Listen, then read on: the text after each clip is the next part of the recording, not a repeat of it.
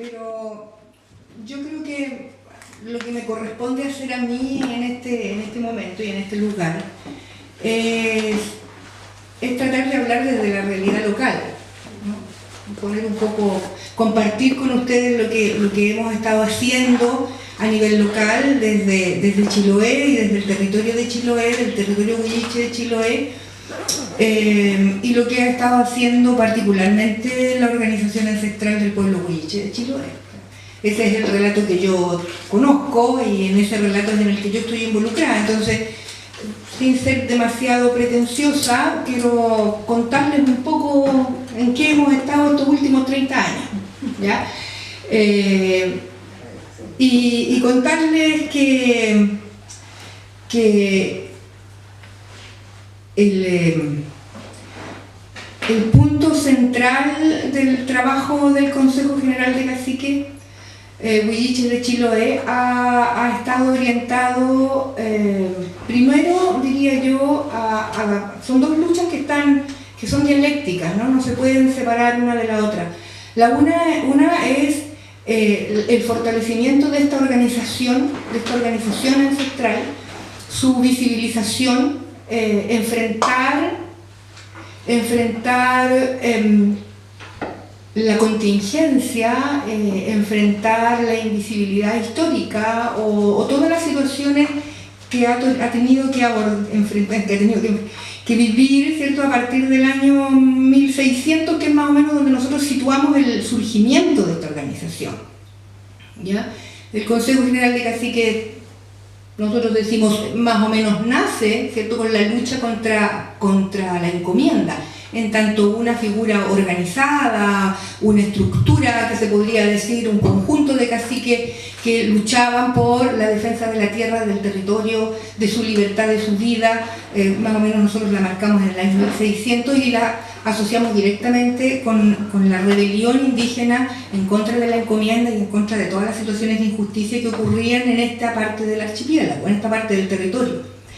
Y esa existencia que es pretérita y que no necesariamente es una presencia evidente ni elocuente, sino que es una presencia que tú la vas descubriendo y que la vas identificando a través de una lectura muy paulatina de la historia y también del relato de los antiguos, de los mayores, el encuentro con los caciques, la memoria colectiva, que te va diciendo que sí, que Chiloé ha tenido la característica de tener una organización indígena tradicional que representa, que ha sido representación de una representación política de un pueblo, que no ha sido solo una organización, sino que es una organización política que representa un pueblo y que ha tenido como desafío la defensa de ese pueblo y de los derechos de ese pueblo.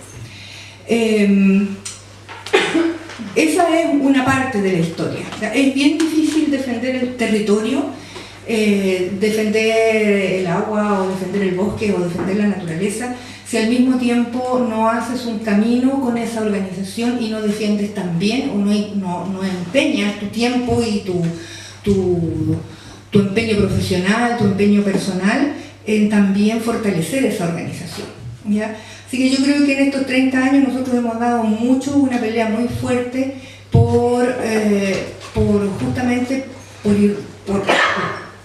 por hacer emerger, ¿no?, al Consejo General de Caciques y apoyar la lucha de los caciques para poder tener incidencia y poder defender sus derechos en Chile, en este país y en el contexto internacional. Eso es por una parte, y a la par de esta defensa de la organización y esta defensa de la institucionalidad propia, del derecho propio y de las autoridades propias y de la forma propia que el pueblo indígena tiene para organizarse y defenderse, hemos ido, ¿cierto?, a la par, simultáneamente o dialécticamente, defendiendo la tierra y el territorio. Y defender la tierra y el territorio defender la tierra y el territorio necesariamente es implicante de la defensa también de la identidad y de la cultura. Entonces se va transformando todo esto en un todo, ¿no? En un todo complejo, en un todo sistemático, sistémico, que es defender la organización, la tierra, el territorio, la identidad y la cultura. Entonces, estamos haciéndolo todo siempre y todo al mismo tiempo, con distintos matices, pero a veces estamos concentrados en la defensa de la organización, en otros momentos estamos concentrados en la defensa del territorio, en otros momentos claramente en la defensa de la cultura o de la lengua, por ejemplo, o de las prácticas tradicionales, pero todo es una sola gran lucha y no se puede hacer una cosa sin hacer la otra. Ya aquello de la indivisibilidad de los derechos humanos aplica también en esto. Entonces yo diría que un punto importante en la lucha del pueblo huilliche, yo la marco en el momento en que empezamos con fuerza a recuperar la historia territorial del pueblo huilliche. ¿Ya? O sea, hay que saber qué tierra es la que se está defendiendo y hay que saber cuál es la historia de esa tierra. Y la historia de la tierra del pueblo huilliche es una historia que no está escrita en los libros oficiales, que nosotros no la encontramos con facilidad. Hay un relato que encontrábamos nosotros que estaba oculto, que estaba también distorsionado incluso al interior de las propias comunidades. ¿Ya? Porque incluso en las propias comunidades había un relato equivocado, errado históricamente, cuando se hablaba del territorio indígena y cuando se hablaba de los derechos de las comunidades sobre ese territorio. Ya había una fundamentación, un soporte jurídico, incluso un soporte jurídico que era un soporte jurídico equivocado. Bueno, a propósito de que vinimos el otro día, ¿cuándo vinimos? ¿Ayer? Antes de ayer. Sí, antes de ayer, que Manuel hizo referencia a aquello, ¿no? Que en las comunidades indígenas se soportaba el derecho territorial comunitario sobre la tierra y el territorio, se soportaba en el Tratado de las Canoas. Y había una ignorancia o un olvido o una confusión histórica en el sentido de que la territorialidad indígena había estado o estaba amparada, o el instrumento jurídico, por decir así, desde la perspectiva del derecho occidental más relevante era el Tratado de Antauco.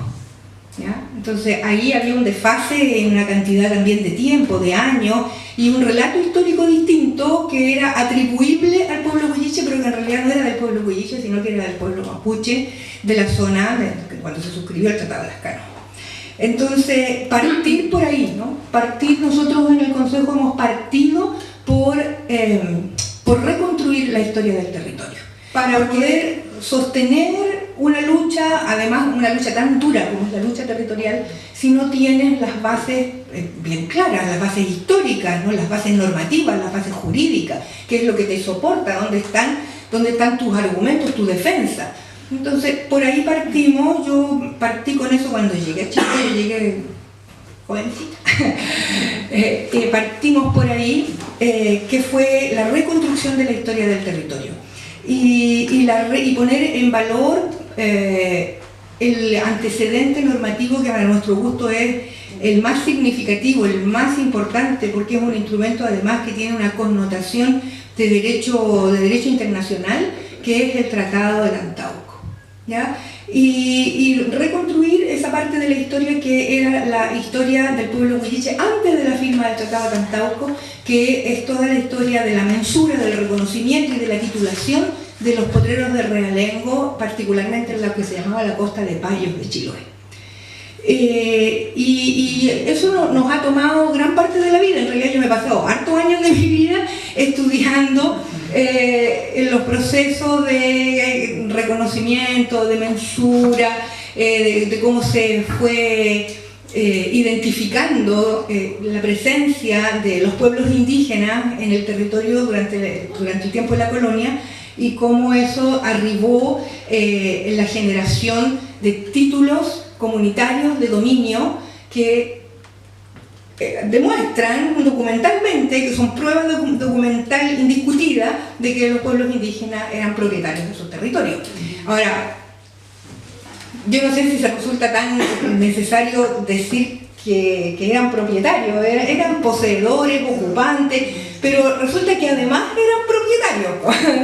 O sea, claro, eran los legítimos poseedores, han transitado esta tierra desde tiempos inmemoriales. Don Carlos Lincomán decía desde Mundo Sea y hasta Mundo Sea, o sea, siempre han estado acá, llegaron antes y estuvieron acá siempre, pero es un detalle desde el punto de vista del derecho occidental que a los que además las comunidades indígenas tenían, que los pueblos originarios en Chiloé tenían títulos de dominio, y que tenían títulos de dominio entregados conforme el derecho occidental.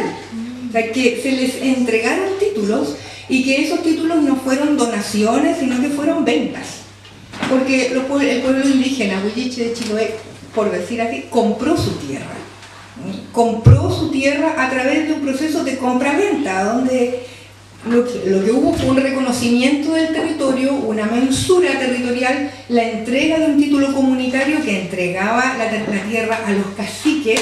Los títulos dicen, varios de ellos hablan de los caciques y sus vasallos.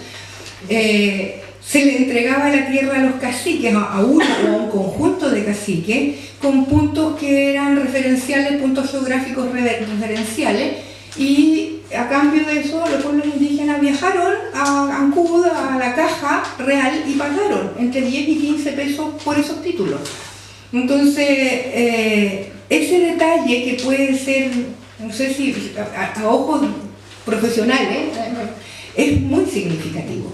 Porque no solamente está el dominio del territorio, no solamente está amparado en la posesión material y en la ocupación milenaria y colectiva, sino que además tiene el respaldo del derecho occidental, que es el mismo derecho que tenía el derecho sobre ese territorio.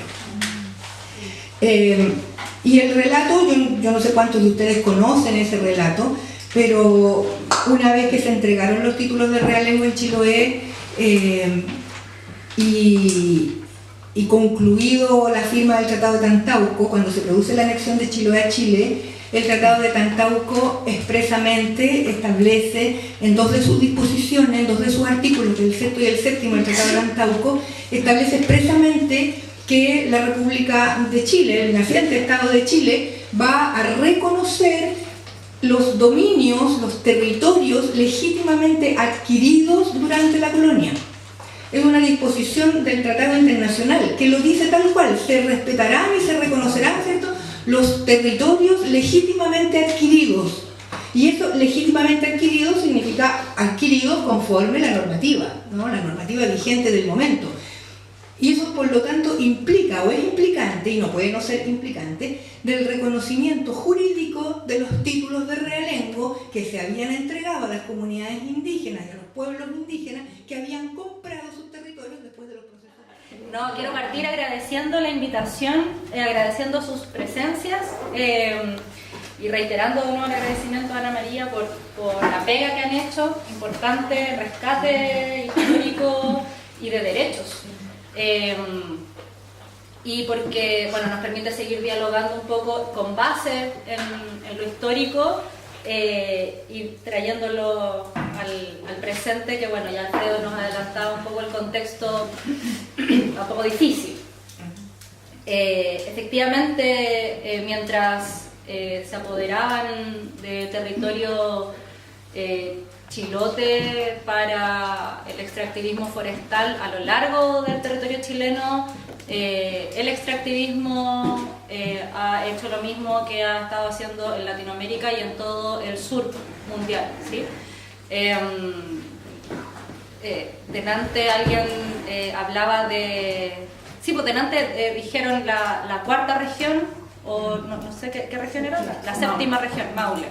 Y claro, efectivamente la categorización numérica del territorio se hizo en base al extractivismo. Las regiones del norte son mineras, las regiones del centro son agrícolas, forestales, y las regiones del sur son ahora salmonicultoras y más al sur petroleras. Tenemos una columna vertebral del extractivismo en Chile que se ve reflejada en Latinoamérica y en el mundo, e insisto, en el sur. Ese contexto extractivista nos permite hablar de vulneraciones a los derechos humanos en lo más transversal que podamos entender. Cuando hablamos del extractivismo, hablamos, y aquí lo linkeo un poco con lo que me quedó con ganas de decir ayer, de los abusos de los poderes. El feminismo es una respuesta al abuso de poder, la ecología también es una respuesta al abuso del poder, y a mi juicio el gran problema que tenemos es un problema de abuso de poder. Ahí está el origen de las problemáticas que estamos viviendo, y el abuso de poder trae consecuencias en quien está siendo afectado por ese abuso de poder, que usualmente es considerado, catalogado como una víctima, como un pueblo víctima, pero principalmente, más que con el enfoque victimizante, por la vulneración de los derechos humanos. Y eso para mí es fundamental, porque si hablamos de extractivismo, hablamos de vulneración a los derechos humanos. Y si hablamos de vulneración a los derechos humanos, una estrategia jurídica y social es hablar en un lenguaje de derechos. No solamente en un lenguaje de leyes, que claro, en tu caso hay un esfuerzo por hacer un rescate histórico que trae, entre otras consecuencias, que te permite también traer el derecho occidental a tu favor, ¿cierto? Hoy día eso no es así. El ordenamiento jurídico ambiental, yo esto siempre lo digo, no da el ancho. Aquí lo que hacemos son malabares, es mucha creatividad, es muy diferente ser abogada que defiende a comunidades y territorios que ser abogada que defiende a empresas y poderes económicos. Porque si tú defiendes empresas y derechos económicos, en el fondo lo que tú haces es seguir una receta. El sistema de evaluación de impacto ambiental, por ejemplo, es un sistema no es un sistema de evaluación de impactos, aunque su nombre lo diga, es un sistema de aprobación de proyectos. Y el abogado tiene una receta y pone ahí, va llenando una especie de formulario, ¿no? Se lo entrega al Servicio de Evaluación Ambiental, el Servicio de Evaluación Ambiental dice, ok. Entonces, en este momento, la verdad es que el ordenamiento jurídico no da el ancho, el ordenamiento jurídico no resguarda los derechos de las personas, no resguarda los derechos de la naturaleza. Por cierto, en Chile la naturaleza no tiene derecho, eso es algo muy revolucionario, propio de países plurinacionales, donde hace sentido que la naturaleza tenga derechos. Entonces, en este contexto, y aquí también me pongo un poco anecdótica, yo desde antes de titularme me dediqué al derecho ambiental, primero desde el punto de vista de la investigación y luego desde el punto de vista del acompañamiento de comunidades. Y vislumbré que, bueno, primero la contienda es desigual, ¿no? Muy desigual. Y es mucha pega porque tenéis que ser muy creativa, demasiado creativa, y una pura persona no puede, ni 2, ni 3, ni 5, ni 10. Entonces fuimos viendo una necesidad. Los conflictos socioambientales requieren un abordaje amplio, no podemos simplemente enfocarnos en el derecho ambiental porque, insisto, no da el ancho. Enfocarlo todo en el sistema de evaluación de impacto ambiental es una trampa en la que caemos cuando nos defendemos de un proyecto en particular. Yo estoy en mi casa hoy día y, si es que por suerte leí el diario, encontré un aviso que decía que por el lado de mi casa va a pasar una línea de transmisión eléctrica, o se va a poner una termoeléctrica, una central, no sé. Uno se entera por el diario, y si es que se entera, si no, una se entera porque la vecina dijo, por cualquier cosa.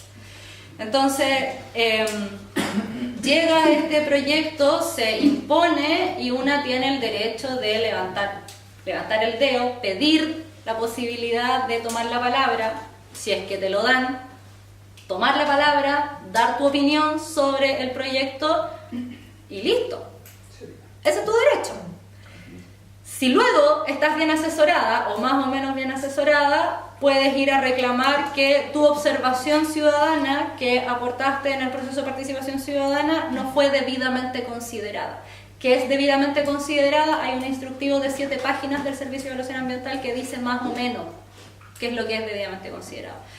Y eso tú se lo preguntas a un comité de ministros que está conformado por los ministros de Economía, Agricultura, Minería, Energía, Medio Ambiente, en fin. O el director ejecutivo del Servicio de Evaluación Ambiental, que es un funcionario nombrado por el presidente de la República. Y si te va mal ahí, después puedes ir al tribunal ambiental, que se va a demorar 2 años en resolver. Probablemente el tribunal ambiental resuelva por forma, no se meta al fondo del asunto. Y si continúas con energía, porque ya han pasado 5 años, puedes llegar a la Corte Suprema y quizás ahí puedas hablar en un lenguaje más de derechos. Si te toca una buena sala o una sala no tan mala, puedes llevar el discurso un poco más allá. Y ya si tienes mucha energía y conocimientos, puedes llegar a instancias internacionales.